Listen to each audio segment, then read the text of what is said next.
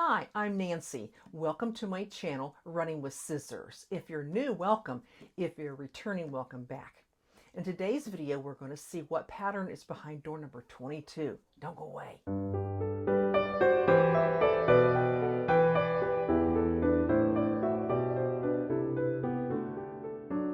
Look at what's behind door number 22. I want to talk a little bit about the little doll dress I was making.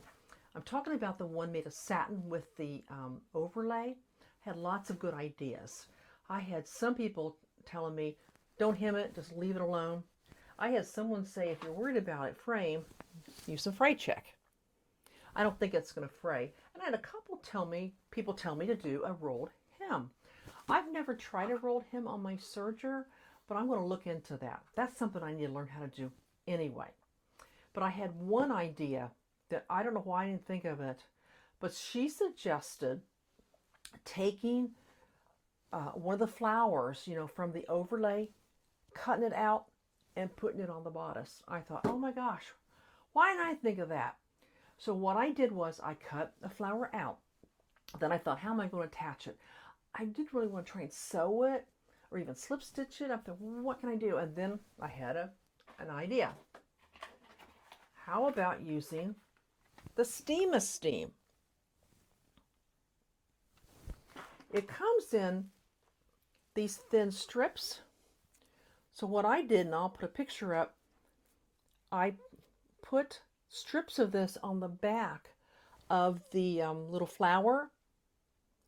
And then once I had it on, then I cut around it. And then you have to peel off the backing. There is, see this part's sticky. Then you peel off the backing. And then I took it over to the iron and I used a pressing cloth and I steamed it in place. And let me show you. The person who recommended this, you know who you are, and I thank you so, so much. Look at that. Is that about the cutest thing you've ever seen? What an idea. I didn't think of it, but one of my viewers did, and I thank you so much. I love it. And that steam is steam. You can't even see it. As I said, after I put it on, I trimmed around it, pulled off the backing, and steamed it on with my iron. I love it. Okay, let me get my computer and we'll see what's behind that door number 22. Stay tuned. Okay, here are the doors. Let's look for door number 22. Now on the top, I don't see it on row 2. Don't see it on row 3. You've got to be at the bottom. No, where did it go? Oh, there it is. I overlooked it. It's actually on row number 22, and I just went right past it. Okay, let's see what we find.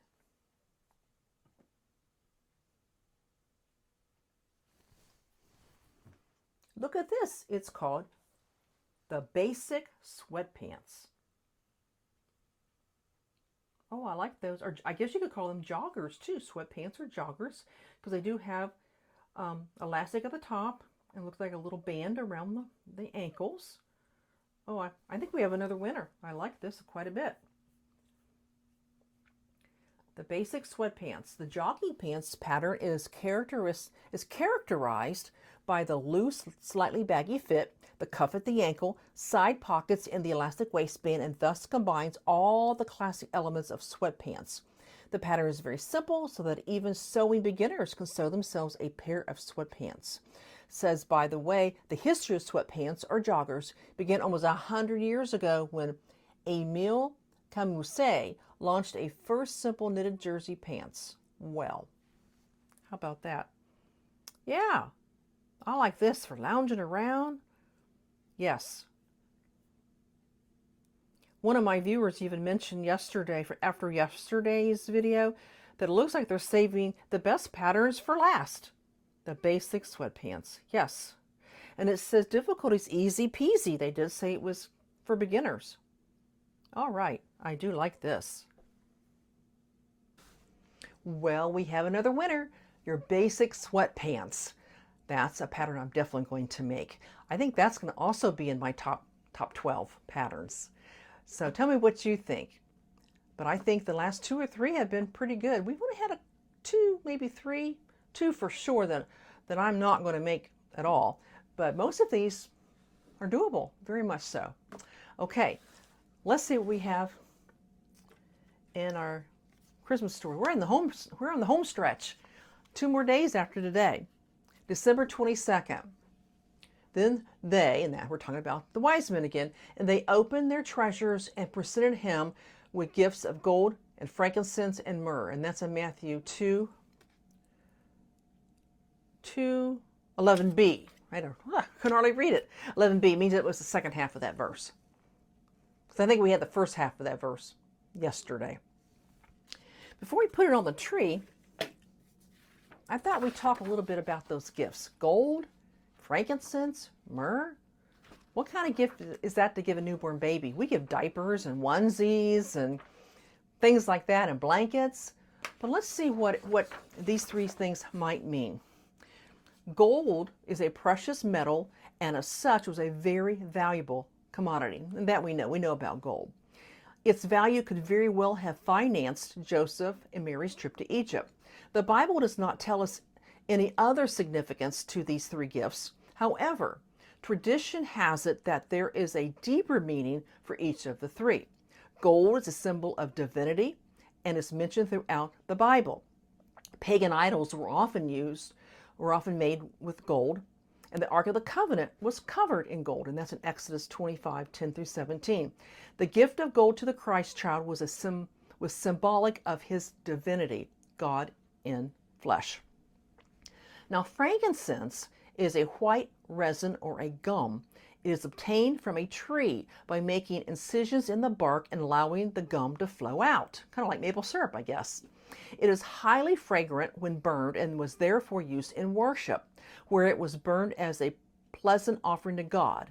And they talk about that in Exodus 30:34. Frankincense is a symbol of holiness and righteousness.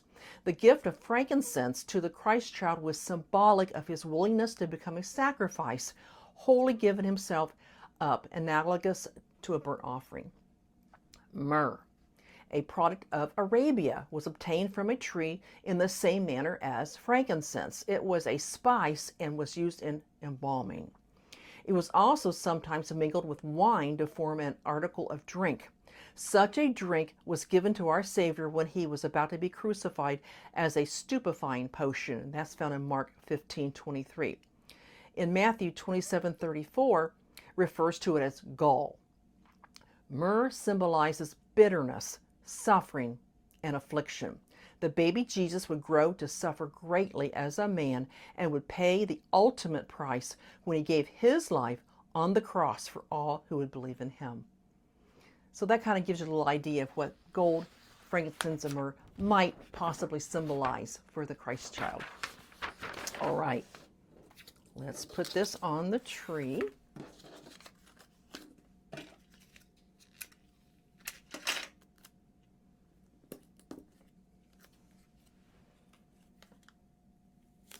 Okay,